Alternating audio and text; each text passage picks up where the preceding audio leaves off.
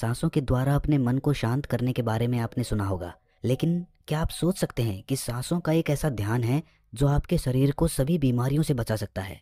देखिए, आप सब लोगों ने कपालभाति, अनुलोम विलोम इनके बारे में सुना होगा। दरअसल कपालभाति या फिर अनुलोम विलोम जैसे प्राणायाम में हम सांसों का इस्तेमाल करके अपने शरीर की शुद्धि करते हैं।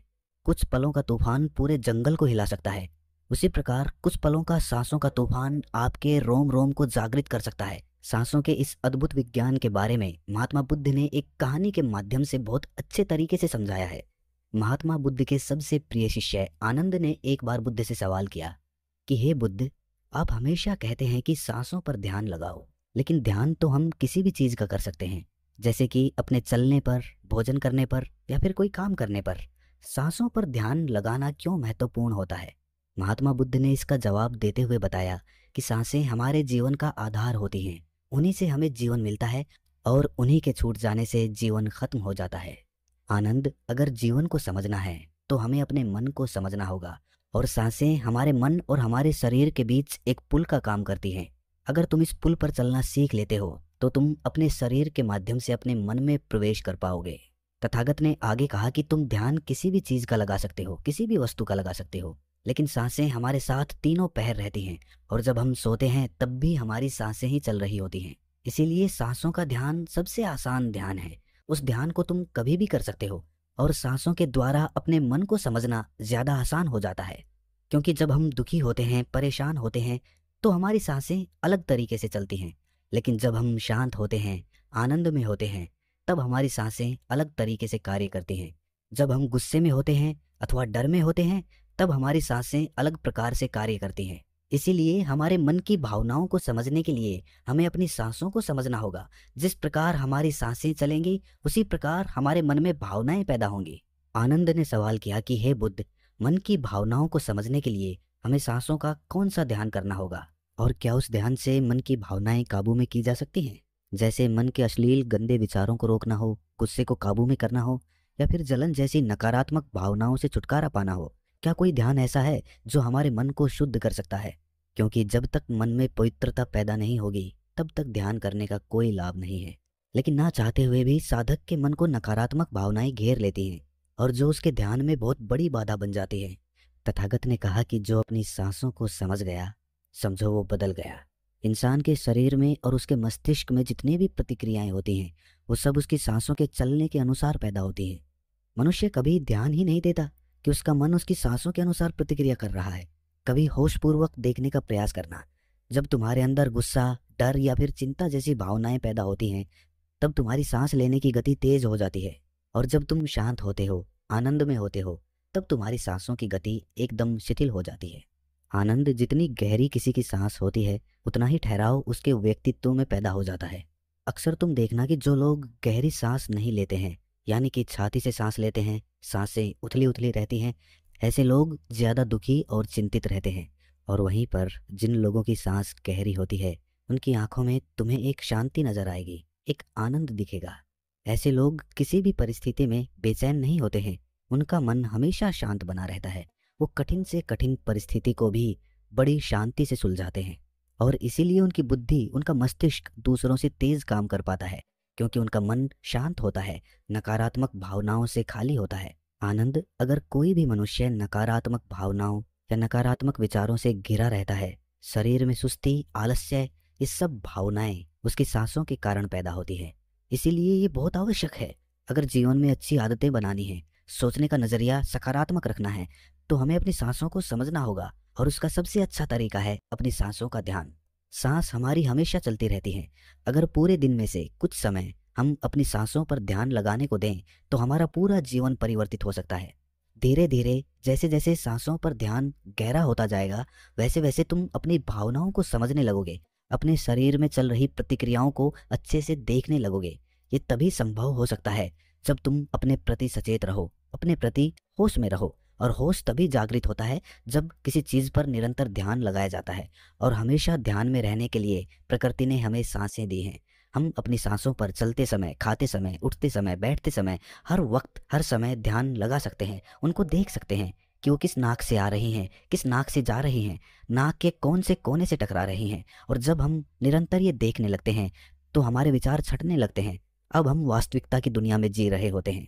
अब शरीर की छोटी से छोटी संवेदना, हर एक भावना का हमारे शरीर, हमारी ऊर्जा और हमारे मस्तिष्क पर क्या असर पड़ता है, अब तुम समझ पाओगे कि हमारे विचारों के कारण हमारी भावनाएं पैदा होती हैं। जैसे हमारे विचार होंगे वैसी ही भावनाएं हमारे अंदर पैदा होती रहेंगी। एक सोते हुए बच्चे के पेट को देखना आनंद। जब भी वो सोता है तो उसके पेट से सांसें चल रही होती हैं, इसीलिए उसका मन बड़ा संवेदनशील होता है। जीवन में किसी भी कार्य में सफलता प्राप्त करने के लिए कुछ सकारात्मक भावनाओं का होना या फिर कहें कि अच्छे गुणों का होना बहुत आवश्यक होता है। अच्छे गुण जैसे कि स्वभाव में धैर्य होना, गुस्सा ना होना, कठिन परिस्थितियों में हार ना मानना, चुनौतियों का डटकर मुकाबला करना, ये सारी भावनाएं या फिर कहें कि गुण एक इंसान में होने बहुत आवश्यक हैं अगर उसे बड़ी सफलता हासिल करनी है। और ये सभी गुण हमारे स्वभाव में हमारी सांसों के द्वारा पैदा किए जा सकते हैं। इनका विज्ञान होता है, लेकिन अज्ञानतावश मनुष्य हमेशा अपने को बाहर से बदलना चाहता है, लेकिन अपने अंतर मन पर कभी ध्यान नहीं देना चाहता, जहां से सारा ब्रह्मांड संचालित हो रहा है, जहां से आपकी सारी इच्छा पूरी हो सकती है। आनंद ने सवाल किया कि हे बुद्ध, आपने ये तो बताया कि हमारी भावनाएं हमारी सांसों से संचालित होती हैं, लेकिन क्या हमारी सांसें हमारे शरीर को भी स्वस्थ रख सकती हैं? और अगर हाँ, तो उसके लिए क्या तरीका है, कौन सा तरीका है या फिर कौन सा ध्यान है? तथागत ने इसका जवाब देते हुए बताया कि हमारे शरीर के लिए सबसे ज्यादा आवश्यक हमारे रक्त का ठीक तरीके से चलना है। अगर शरीर में रक्त अच्छे तरीके से चलेगा तो हमारे शरीर में कोई बीमारी पैदा नहीं होगी। लेकिन अगर हमारा रक्त दूषित है, उसमें कुछ गंदगी है, तो वो शरीर के दूसरे अंगों को भी बीमार कर देगा। इसीलिए ये सबसे ज्यादा आवश्यक है कि आपका रक्त एकदम साफ हो। और रक्त के साफ होने के लिए सबसे ज्यादा जरूरी सांसें होती हैं। गहरी सांस हमारे रक्त को साफ रखती है। जिस प्रकार हमारे शरीर की खुराक भोजन होती है, उसी प्रकार हमारे रक्त की खुराक सांसें होती हैं। इसीलिए तुम जितनी गहरी सांस लेते हो, तुम पाते हो कि तुम्हारा मस्तिष्क उतना ही शांत, उतना ही शीतल होता जा रहा है, क्योंकि मस्तिष्क में रक्त का प्रवाह बहुत अच्छे से पहुंच रहा है। और इसीलिए मस्तिष्क में दुख, संताप या उदासी जैसे लक्षण कभी पैदा नहीं होते। सुबह सुबह अपनी सांसों के साथ किया गया ध्यान या फिर प्राणायाम हमारे पूरे जीवन को स्वस्थ बना सकता है, सारी बीमारियों को दूर कर सकता है। जो लोग रोज सुबह उठकर ठीक तरह से प्राणायाम करते हैं, उनका पूरा दिन आनंद से भरा हुआ रहता है। कोई दुख, कोई चिंता उनके दिमाग में घर नहीं कर सकती है। याद रहे कि सुबह का किया हुआ ध्यान या फिर प्राणायाम सबसे ज्यादा लाभकारी होता है। वैसे तो ध्यान तुम किसी भी समय कर सकते हो, क्योंकि ये हर समय लाभ पहुंचाता है, लेकिन जब बात प्राणायाम की आती है तो प्राणायाम सुबह सुबह करने चाहिए, जब पेट खाली होता है। ब्रह्म मुहूर्त में किया गया ध्यान आपको ध्यान की गहराइयों तक लेकर जा सकता है। कुछ ही समय में उसके अच्छे परिणाम देखने को मिलते हैं। ब्रह्म मुहूर्त वो समय होता है जब पूरी प्रकृति जागृत होती है। पक्षी अपने घोंसले छोड़कर भोजन की तलाश में निकल पड़ते हैं। ग्वाले गायों का दूध निकालते हैं। मंदिरों के द्वार खुल जाते हैं। ऐसा प्रतीत होता है जैसे कि पूरी प्रकृति का ये सृजन का समय होता है। आनंद, अगर तुम होश में रहकर सुबह के समय की सुंदरता देख पाए तो तुम ध्यान की गहराइयों को समझ पाओगे, समाधि की अवस्था तक जा पाओगे। आपका पूरा जीवन अपने आप परिवर्तित हो जाएगा। बुरी आदत या बुरे विचार छोड़ने के लिए कोई मेहनत नहीं करनी पड़ेगी, अपने साथ कोई जबरदस्ती नहीं करनी पड़ेगी। बुरे विचार, बेफिजूल की भावनाएं अपने आप मन से गायब होती चली जाएंगी। जब तक तुम उन्हें बाहर से बदलने का प्रयास करते रहोगे, तब तक सफलता कभी तुम्हारे हाथ नहीं लगेगी। लेकिन अगर अपनी सांसों का सहारा लोगे तो पहले दिन से ही परिवर्तन आने शुरू हो जाएंगे। तथागत ने कहा कि मैं ये नहीं कहता कि इसका परिणाम तुम्हें 10 साल बाद मिलेगा, इसका परिणाम तुम्हें तत्क्षण मिलेगा। जब भी तुम कुछ समय के लिए अपनी सांसों को शांत करके एक जगह पर अपनी सांसों पर ध्यान टिकाते हो, तो तुम्हें एहसास होगा कि तुम्हारा मन अपने आप शांत हो गया है।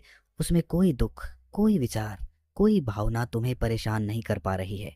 कठिन परिस्थितियों में खुद पर काबू रखना, खुद पर विश्वास रखना, ये सबसे ज्यादा आवश्यक है। और ये तभी संभव है जब हमारी बुद्धि सुलझी हुई हो।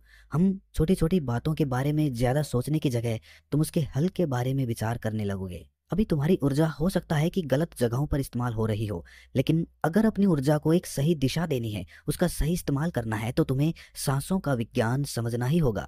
और ये कहकर बुद्ध हमेशा की तरह अपनी गहरी योग निद्रा में चले गए। तो दोस्तों, कैसी लगी ये कहानी आपको कमेंट सेक्शन में ज़रूर बताना, और अच्छी लगी हो तो इस चैनल को सब्सक्राइब करके नोटिफिकेशन बेल को ज़रूर प्रेस कर देना। तो मिलते हैं अगली कहानी में, तब तक के लिए अपना